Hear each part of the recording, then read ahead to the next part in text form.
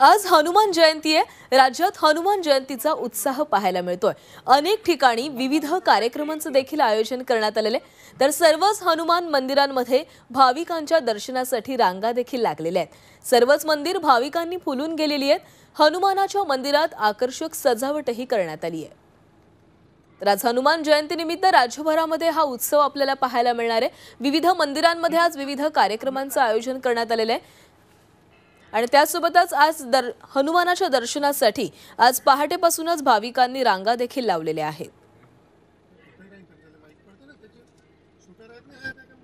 तर आज सर्वत्र हनुमान जयंतीचा उत्साह आपण पाहतोय। राज्यभरामध्ये हनुमान जयंती उत्सवात साजरी केला जातोय। अनेक ठिकाणी विविध कार्यक्रम देखील आयोजित करण्यात आलेले आहेत। सर्वच हनुमान मंदिरांमध्ये भाविकांच्या दर्शनासाठी रांगा देखील लागलेल्या आहेत। अगदी आकर्षक सजावट अशी आपल्याला सर्वच मंदिरांमध्ये पाहायला मिळते। पहाटेपासूनच सर्व मंदिरं ही भाविकांच्या गर्दीने फुलून गेलेली आहेत।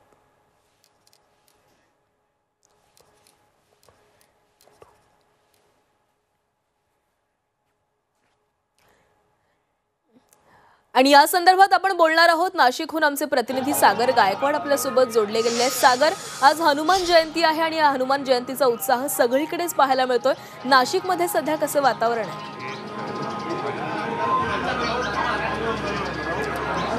नक्कीच नाशिकच्या त्र्यंबकेश्वर परिसरात असलेल्या अंजनेरी पर्वताच्या इथे मोठी गर्दी झालेली आहे। खरं तर अंजनी पर्वत म्हटलं की जन्मस्थान, हनुमानाचं जन्मस्थान म्हणून ओळख असलेल्या अंजनी पर्वताच्या पाठी बघितलं तर इथे मोठी मूर्ती लागलेली आहे आणि 11 फुटी मूर्तीचं सकाळपासूनच विधिवत पूजा करण्यात आली।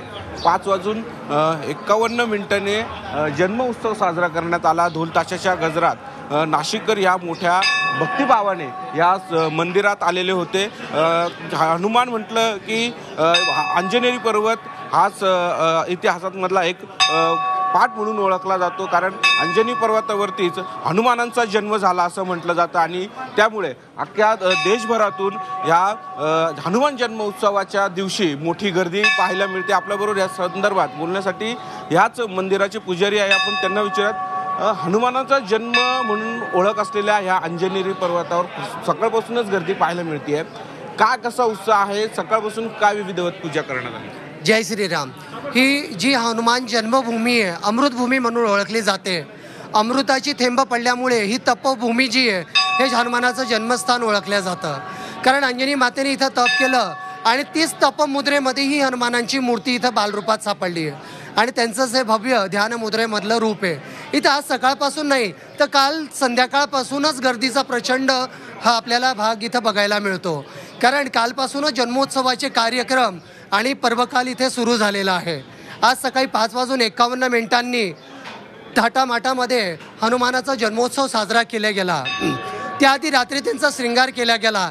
सकाळी महाअभिषेक पूजन झाल्यावर मग त्यांचा जन्मोत्सव हा सोहळा हा साजरा केला गेला आणि ढोल ताशांच्या गजरात लाखो भाविकांनी हनुमानाचा जल्लोषात जन्मोत्सव इथं साजरा केला गेला। थोड्याच वेळात वरती ध्वजपूजन केल्या जाणार आहे आणि ड्रोनने पुष्पवृष्टी करून त्यांचा महाध्वज वरती स्थापन केला जाईल आणि ते महाप्रसाद वाटप, अखंड सुंदरकांड पाठ आणि रामचरित्रमानस किंवा रामरक्षा पाठ हे कंटिन्यू भक्तांचे चालू आहेत। म्हणतात इथे कुठलाही नवस केला तर लवकरात लवकर हनुमान हे पावतात आणि कुठल्या ना कुठल्या रूपात साक्षात या क्षेत्रात हनुमानांचे दर्शन होतात, म्हणून लाखो भक्तांची गर्दी ही इथं प्रचंड असते। खरं तर सकाळपासूनच इथे गर्दी पाहायला मिळते। इथे जर बघितलं तर माझ्या पाठीमागे परिसरात ह्या हनुमानाची 11 फूट उंचीची ही मूर्ती आहे आणि ह्या मूर्तीला फेटा, आकर्षक असे वस्त्र घालण्यात आलेले आहे आणि या वस्त्रामुळे देखील हनुमानाची जी सुंदर अशी प्रतिमा दिसते आणि देशभरातून याच परिसरामध्ये हनुमानाचं जन्मस्थान म्हणून ओळख असलेल्या या अंजनेरी पर्वतावर मोठी गर्दी पाहायला मिळते। सकाळपासूनच विधिवत पूजा करण्यात आली, महाआरती करण्यात आली आणि आता या मंदिरामध्ये राज्यभरातून देशभरातून अनेक भाविक दर्शनासाठी येत आहेत। नक्कीच सागर, तर हा संपूर्ण उत्साह आपल्याला पाहायला मिळतो। धन्यवाद तुम्ही दिलेल्या सविस्तर माहितीसाठी।